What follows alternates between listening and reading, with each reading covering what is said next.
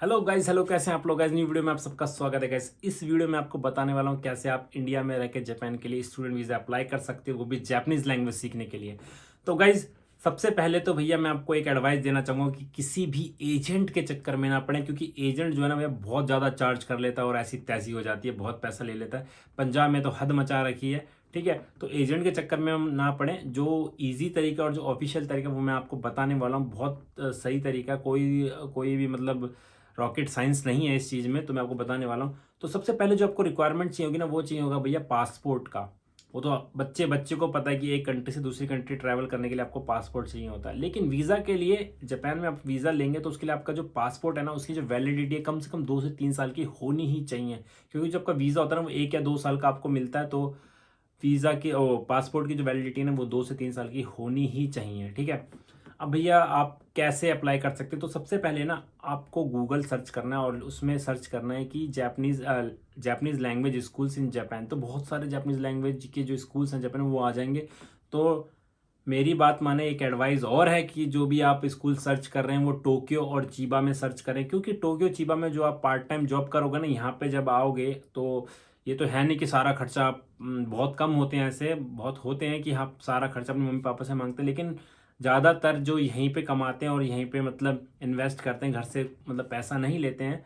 ठीक है, तो उनके लिए है कि वो टोक्यो या फिर चीबा में सर्च करें स्कूल। क्योंकि यहाँ पे जो पार्ट टाइम जॉब का जो पैसा होता है ना, पे पर आवर, जो 1 घंटे का पैसा होता है, बहुत ज़्यादा होता है as compare to other areas in Japan. ठीक है, तो भैया ऐसा होता है कि आपको टोक्यो और चीबा में सर्च करना है। अगर आपको चाहिए कि मैं आपको लिस्ट दूं कि कौन कौन से अच्छे स्कूल्स हैं टोक्यो और चीबा में, तो मुझे कमेंट में बता देना, मैं आपको बता दूंगा, कमेंट में पिन कर दूंगा। ठीक है, अब बात आती है दूसरी, करना क्या है। अब आपको स्कूल मिल गया तो आपको उनको मेल करना है कि ऐसे ऐसे मैं इंटरेस्टेड हूँ जापान में आने के लिए, जापानी लैंग्वेज सीखने के लिए, मैं इंडिया में रहता हूँ। ठीक है, उनको मेल करना है कि प्रोसेस क्या है। तो वो अपना प्रोसेस बताएंगे, वो आपको एक फॉर्म भेजेंगे, उस फॉर्म को आपको भरना है। ठीक है, वो और एक बार ध्यान रखना कि जो पासपोर्ट में नेम है ना, फादर मदर सबके एज इट इज सेम होने चाहिए, कुछ भी स्पेलिंग मिस्टेक नहीं होनी चाहिए। जापान बहुत मतलब यार बहुत बारीकी से देखता है इन सब चीज़ों को, स्पेलिंग मिस्टेक नहीं होनी चाहिए।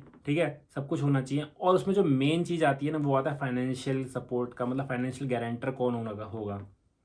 तो भैया दो तरीके हैं। एक तो या तो आपका कोई रिलेटिव या तो कोई आपका दोस्त वो जापान में रहता है, अगर वो आपका गारंटर बनना चाहता है फाइनेंशियल, तो आपको वीज़ा बहुत इजीली मिल जाता है। मतलब क्योंकि आपका जो बंदा है वो जापान में ऑलरेडी रहता है, तो उससे यहाँ के रूल्स पता है, तो आपको यहाँ पे रहने की कोई दिक्कत नहीं होगी, ऐसा जापानीज गवर्नमेंट सोचती है, और आपको वीज़ा इजीली मिल जाता है। ठीक है, वो जो उसके डॉक्यूमेंट्स लगेंगे वो लगेंगे, वो बता देंगे आपको कि आपको उनके डॉक्यूमेंट्स क्या क्या देने, सबमिट करने, तो आप सबमिट कर देना। फिर आता है दूसरा, अगर आपका कोई रिलेटिव या दोस्त वोस्त जापान में नहीं रहता है, आपके सब कुछ इंडिया में है, तो आप जो गारंटर बनाएंगे वो, मेरी एडवाइस है कि आप अपने ब्लड रिलेशन वालों को ही बनाएं, जैसे कि आपके पापा, आपके मम्मी। ठीक है, इनको ही बनाएं। क्योंकि बहुत, अगर आप किसी और को बनाते तो बहुत सारे डॉक्यूमेंट्स वो मांगते हैं, मतलब बहुत बहुत ज़्यादा दिमाग खराब हो जाता है। लेकिन आपके मम्मी पापा होंगे तो वो एक बस एक गारंटर लेटर मांगेंगे, गारंटी लेटर, और आपका आपके मम्मी पापा का जो भी है बैंक फाइनेंशियल जो भी रिपोर्ट है, बैंक रिपोर्ट जो भी होती है वो मांगेंगे। ठीक है, अब उसमें होना क्या चाहिए, बैंक में कम से कम एज अ सेविंग अमाउंट आपके उसमें 8 से 10 लाख होने चाहिए, कम से कम होने चाहिए 8 से 10 लाख, तब जाके वो आगे प्रोसेस करेंगे। ठीक है, अब आप जो स्कूल ढूंढेंगे ना, अब आजकल स्कूल हो गए बहुत सारे ऐसे स्कूल हैं जो आपके इंटरव्यू भी लेते हैं। ठीक है, और बहुत सारे की नहीं लेते हैं। तो आपका सबसे पहले रिक्वायरमेंट आती है कि आपको जापानीज लैंग्वेज की जो N5 है ना, वो आपका क्लियर होना चाहिए, वो आपके पास उसका सर्टिफिकेट होना चाहिए। पहले ऐसा नहीं होता था, पहले आपके पास चॉइस होती थी, या तो आपके पास जापानीज लैंग्वेज का जो JLPT का N5 सर्टिफिकेट होना चाहिए, या तो आपके पास 150 घंटे जो आपने 150 आवर्स जो आपने स्टडी किया है जापानीज का, उसका सर्टिफिकेट होना चाहिए। तो लोग क्या करते थे, कोचिंग ज्वाइन कर लेते थे। ठीक है, जापानीज कोचिंग ज्वाइन कर लेते थे, वहाँ से वो सर्टिफिकेट ले लेते कि हाँ मैं 150 घंटे पढ़ा हूँ, और उनको वीज़ा मिल जाता है। बट अब ऐसा नहीं होता, अब आपको जापानीज लैंग्वेज का N5 क्लियर करना ज़रूरी है। अब उसको क्लियर कैसे करें, आपके पास दो तरीके, अगर आप पैसे वाले हो तो भैया जापानीज लैंग्वेज की जो कोचिंग है इंडिया में वो ज्वाइन कर लो। ठीक है, और क्लियर कर लो। और दूसरा तरीका भैया, यूट्यूब इतना बड़ा प्लेटफॉर्म हो रखा है कि सारे के सारे मतलब बहुत सारे अनगिनत वीडियोस हैं जो आपको जापानीज सिखाती है, N5 की तैयारी वैयारी करवा देती है। बहुत ईजी है, कोई रॉकेट साइंस है नहीं, आप इजीली उसको क्रैक कर सकते हो, आपको सर्टिफिकेट मिल जाएगा। तो आप यूट्यूब से आप सीख सकते हो बिना आप किसी पैसा लगाए। ठीक है, अब फिर आप करोगे क्या, जो ये सब कुछ हो गया आपका पास, N5 लैंग्वेज का जो सर्टिफिकेट है वो भी आ गया। वो सारे डॉक्यूमेंट्स आपको सबमिट कराने हैं। पासपोर्ट साइज फ़ोटो ऑब्वियसली आपको चाहिए होगी, ठीक है, वो सब आपको सबमिट कराने हैं, ठीक है। फिर जो स्कूल है वो कहेगा हम वीज़ा अप्लाई कर रहे हैं, हमको वीज़ा अप्लाई का अमाउंट आप ट्रांसफ़र कर दो। फिर आपको वीज़ा जो अप्लाई करने की जो फ़ीस होती है ना वो आपको ट्रांसफ़र करनी पड़ेगी। वो जापानीज़ के कम से कम 20,000 येन होगा, ठीक है, इतना ही होगा। इससे ज़्यादा हो सकता है लेकिन इससे कम तो नहीं है, ठीक है। 2 मान, कम से कम 2 मान बोले तो 20,000 जापानीज़ येन, यानी कि इंडिया के होता है 12-13 हज़ार कम से कम इतना, ठीक है। वो आपको देना होगा पहले, फिर वीज़ा अप्लाई करेंगे। फिर वीज़ा अगर आपका आ जाता है फिर वो आपसे बोलेंगे कि 1 साल की फ़ीस हमको एडवांस में मतलब भरो, मतलब चाहिए।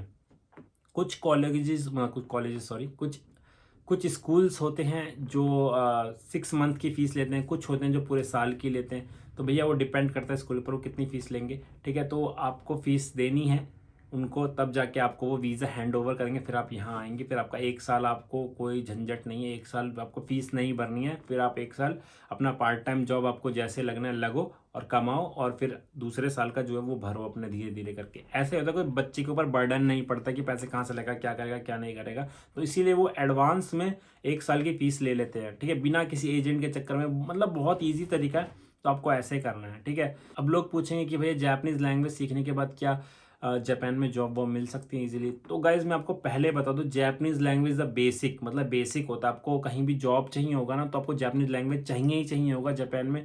तो आप जापानीज़ लैंग्वेज करेंगे, फिर उसका सेमोन घाक को जाएंगे। सेमोन बोले तो आपकी कॉलेजेस हो गए सेमोन, फिर आपकी यूनिवर्सिटीज़ होती है, वो होती है दाइगाकू। आपको जैसे आपको पसंद है वैसे कर सकते हैं। जैसे आपको कंप्यूटर पसंद है, आप आईटी में सेमोन में चले जाएं, वहाँ पे आप 2 साल का और पढ़ाई करें, फिर आपको जॉब इजीली मिल जाएगी। क्योंकि जापान में इतना कंपटीशन है नहीं, यहाँ पे स्टार्टअप्स इतने ज़्यादा होते हैं, इतनी ज़्यादा वैकेंसीज होती हैं कि पूछो मत। इंडिया जैसा बिल्कुल नहीं है, यहाँ पे इजीली आपको जॉब मिल जाएगी। बस थोड़ा सा ना पेशेंस रखना होता है, थोड़ी मेहनत करनी होती है, क्योंकि जापान की जो लाइफ है बहुत बिजी लाइफ है। तो आपको उसके लिए भाई जैसे जैसे आप यहाँ पे आओगे, रहोगे, सीखोगे, आप समझ जाओगे कि जापान की लाइफ कैसी है, ठीक है। तो गाइज आज की वीडियो यहीं तक थी, होप आपको पसंद आई होगी। नेक्स्ट वीडियो में आपको बताने वाला हूँ कि कैसे यार जापान में जो स्टूडेंट्स हैं वो कैसे अपना कम बजट में अपना काम चला सकते हैं, मतलब पूरे आपको तरीके बताने वाला हूँ। तो गाइज नेक्स्ट वीडियो का वेट करना। लव यू ऑल, मज़े करो, मिलते हैं नेक्स्ट वीडियो में गाइज, टेक केयर।